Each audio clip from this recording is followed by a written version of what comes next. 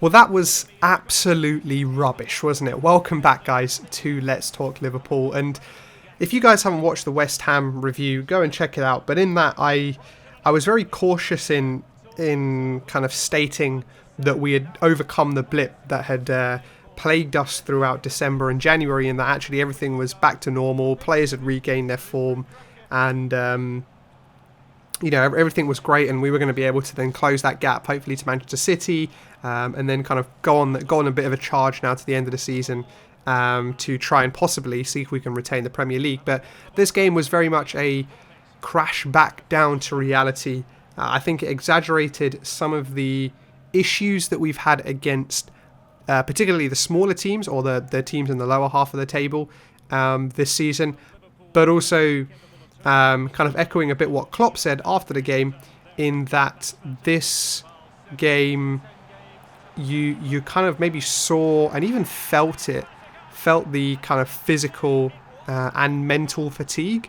And I said this last time, like the Premier League's been relentless this year. I feel like for the last 6 weeks almost, there's been games every midweek, and yes, there are teams that are thriving from it, and so I'm not using it as an excuse. City have gone on 12 straight wins now.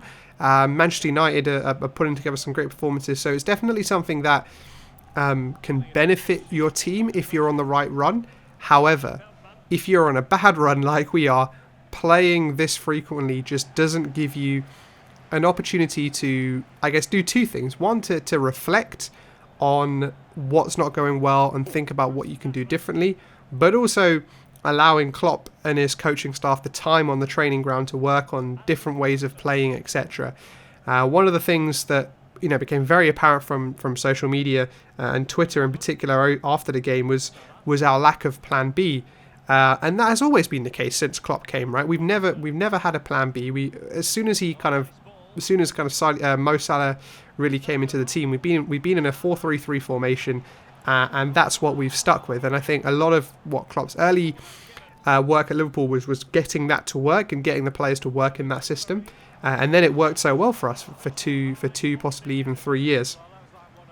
But this year, I think we're seeing the need for the evolution of that. One, to get the players who make the most impact, or who can make the most impact, particularly in an offensive way, into the game more. But also to present our opposition with a slightly different challenge that they haven't seen from us before, because everybody knows how Liverpool is going to play at the moment. I take City as a good example, partially due to the injuries they've had up front, but they've adapted the way they're playing. They played with a false nine, they played with De Bruyne up front, they played with Sterling up front, they played with Foden up front, and they're giving different looks to the opposition, which is making them very, very difficult to play against. Whereas our approach, particularly at home, I would say, is very much predictable, and that's why I think last season we were able to beat that, just because of the kind of desire of the team and the desire of the club and the desire of the fans to win the Premier League.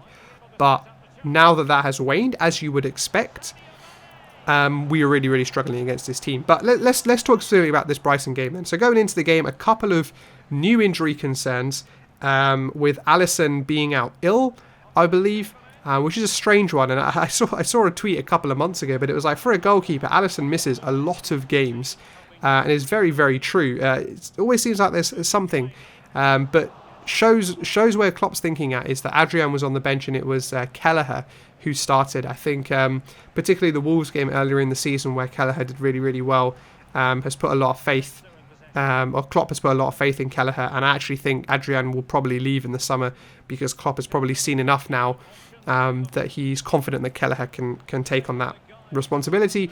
Nat Phillips obviously continued on in centre-back, even though Ben Davies and Ozan Kabak had arrived at the club. I think it was very unlikely that Kabak or Davies were going to play. We know Klopp's approach to bringing in players, even though we have the defensive kind of problems we have, he was never going to bring in two young defenders into a Premier League game straight away. Again, I think if Fabinho is fit for the weekend, I think he will play. alongside Jordan Henderson at centre back. But should he not be fit, I think Klopp will stay with the same. I think he will stay with Henderson and Nat Phillips. I don't think he'll chuck in Kabak or Ben Davies against Manchester City. I think they will struggle, and we don't want to hugely knock the confidence possibly of our new signings, because it'll be a bit of an upward struggle since then. But the midfield is very much the same. I talked a bit about how in West Ham how experience was going to be the way. And I still agree with that. I think experience is going to be key in midfield, and I think Klopp will stick with the exact same midfield, which is why we saw Gini Wijnaldum come off so early, I believe. And then up front, Mane's still not recovered, and I think, as I said in the West Ham game, I think that's mainly down to the fact that Klopp wanted to save him for the Man City game, but saving players for the Man City game is only helpful and useful if we were going to win the Brighton game, and not having won the Brighton game puts even more pressure on the Man City game, and if we're going to have players that maybe aren't 100% fit, that's even worse. So yeah, I think maybe he just wasn't fit enough and it wasn't a problem. Maybe he'll miss Sunday as well, but if he misses Sunday, that will make a really big difference to us, because Shaqiri, who came in to replace Sadio Mane in the team against Brighton, it just didn't work. It really, really didn't work. Him out on the left-hand side, the relationship with Andy Robertson was playing kind of both as the fullback and the winger. Shaq got a little bit lost. He wasn't able to come in like he can from the right-hand side onto his left foot and try and influence the play, get the ball into the front players, and so he ended up just always keep coming inside and passing the ball back to Gini, and honestly, I think it wasn't a very good idea. I think if Shaq can't play on the right, he's got to play as one of the three in midfield. I don't think he's just not the right player to play on the left. I honestly would have preferred to have Divock on the left, just provide a bit more threat from an attacking side, kind of on the outside of the defender as well, and just someone who's going to run at the defenders rather than always just take the ball inside and cut inside. So, we don't call out Klopp on too many things, but if he's made a mistake, and I think he's made a mistake, I think that was a mistake, playing Shaqiri out on the left. I know Divock didn't have the worst game against West Ham. I actually thought he was pretty decent, and so would have expected maybe him to start, and I think that was a mistake looking in hindsight. The first half and probably even the second half was just really, really poor from us. I think we weren't able to really get Thiago and Milner high enough up the pitch to influence the game, and fair play to Brighton. They were just incredible in their defensive play. They were compact. They played 3 and 5 at the back. The midfield was really good. They completely shut out James Milner and Thiago. In an attacking sense, they pretty much did nothing, but given the way we're playing, one attack, it's always the way, right? When you're not facing too many consistent attacks, it just becomes more difficult to defend the 1 or 2 attacks that do come in, because you're just not used to it and stuff. And which is why I'm hopefully against Manchester City, I know against Manchester City that won't be the case. But it was a bit of luck. Honestly, it fell to Alzate, and he was able to poke the ball in. Kelleher couldn't do anything. Maybe Nat Phillips could have just reached and cleared the ball from the cross in, to mean that it didn't get to the Brighton players.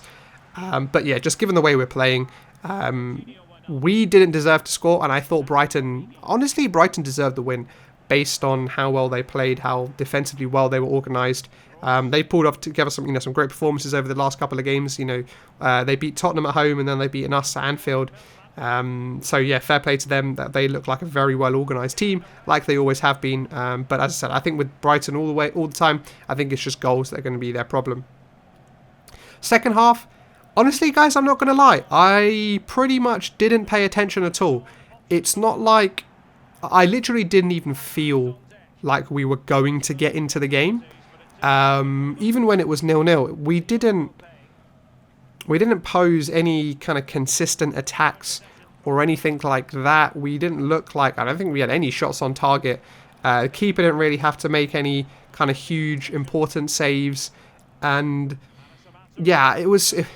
I think what do I think the reasons for that are? I think one of the reasons is their creativity in midfield, and lots been talked about the creativity in midfield over the last 4 or 5 years, honestly since Coutinho left, and we struggled again. We struggled, really, really struggled again today.